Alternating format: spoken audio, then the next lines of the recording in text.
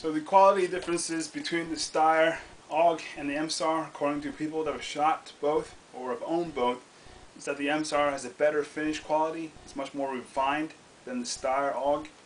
And also the trigger pull on the MSAR is better than the STG. And now moving on to the trigger pull issue, there's a lot of people that complain about how bad the bullpup trigger pull is, how much it sucks. So I was going into it expecting the worst, but I have to say, after what I found out, I was very pleasantly surprised. I'm going to demonstrate that for you guys here.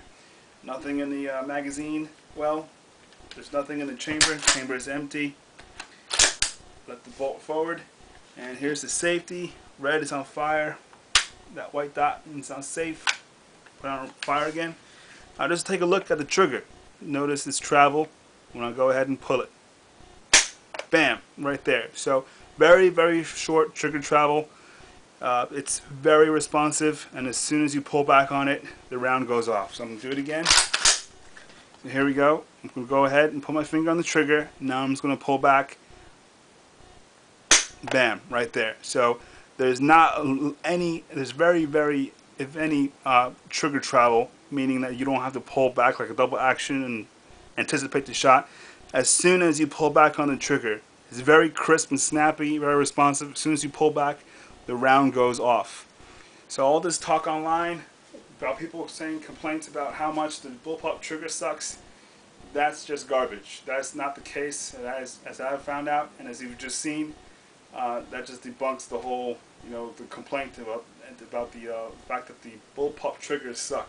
Now that could just be the case with the MSAR, and it has a better trigger pull.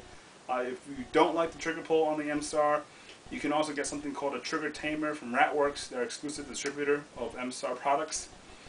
So you can order one of those. But as you've seen, the trigger pull on this is very nice. It's about one of the best, if not pretty much one of the best trigger pulls I've ever experienced.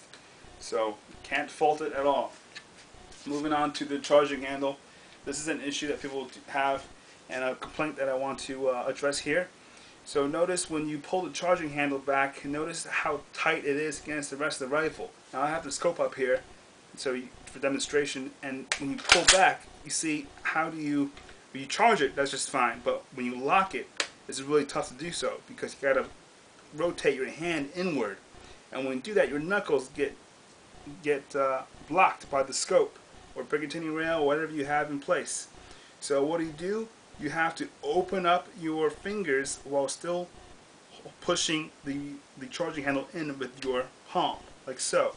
So that's how you go ahead and lock the charging handle back into position.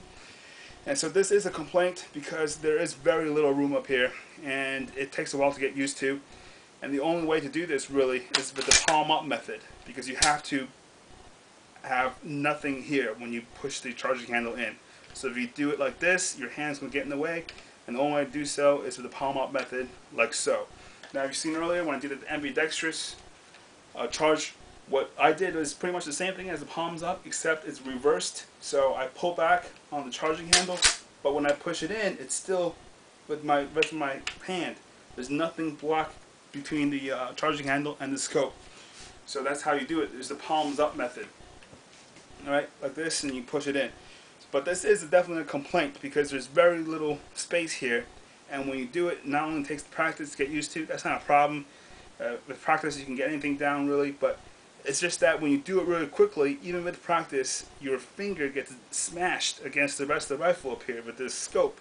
So it is kind of a nuisance. So this is something that I do have a complaint about. But this design feature is something that the STG has and the MSAR has for a long time. So I'm not so sure whether they'll change it or not, but what I can say is if you can, try to get something like a Picatinny rail, try to elevate the rail up a little bit, that way you have more room for your hand up here, or you can just stick with what is and just get used to it with practice. Alright, so that's the charging handle issue. Another thing I want to mention is that the charging handle, it is plastic, it's polymer. So when you lock it into place, it kind of rubs on this piece of the metal here. So I actually emailed MSAR customer service because this part of the charging handle is starting to rub off. And I was concerned that over time it would rub off completely and it would lose its function. And so the MSAR response is that it's absolutely natural, it's fine, and after a while the wear will stop. And if I wanted to, they can send me a replacement for the charging handle, and that was pretty much good enough for me. And I didn't go ahead and opt for the free charging handle just because I didn't need it at the time, and they did address my concern. So I'm gonna go ahead and just keep on using the old one, the one that came with the rifle, and there is some wear on it, so we'll see how that does over time. But MSAR says it's supposed to get to a certain point and stop, but so far there has been no problems other than just the worry that it might wear off over time. But like MSAR said, they'll just send me a replacement charging handle free of charge, so that sounds pretty good right now. I'll follow up with you guys if anything else occurs with the charging handle, because this is one of the issues that I did address to MSAR. Alright, so moving on, now final piece of the hardware up here would be the scope. This is the 1.5 magnification scope that MSAR sells. This is kind of like a throwback to the original Star A1 design with the scope. If you want the classic look, this is the scope that goes with it. Except the A1 scope, I believe, is a little higher than this. This is a little bit lower. And if you want, you can just go ahead and loosen these nuts, and you can stick on the Picatinny rail and put your own sight on it. But again, this is the more classic look for this type of gun, with this type of scope. Here we have the dials. We have the backup sights. The backup sights, iron sights, are kind of slanted though. Here's the rear. Here's the front. It's kind of slanted. So therefore, I wouldn't use it unless it's a last resort, because it's not perfectly straight with the rifle.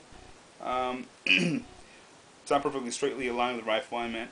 And also, this scope, they're not really sold exclusively with the STG-556 anymore. It used to be when you buy these rifles, you have the add-on option of adding on this scope. But then after a while, MSAR just stopped offering that option, and they sell these scopes separately, but they're really tough to come across, to find. So they're pretty high in demand, but they're really hard to come by. And the reason why I can think of that the MSAR guys stopped including this scope is because probably scope technology has gone so far these days. If you got a scope, you probably just go ahead and take this off, or you don't even opt for the scope anyway, and just stick your own scope on there. So MSAR just stopped offering these scopes by default with the guns, by offering it as an add-on option. You can still get these through Ratworks, which is the exclusive distributor of MSAR products.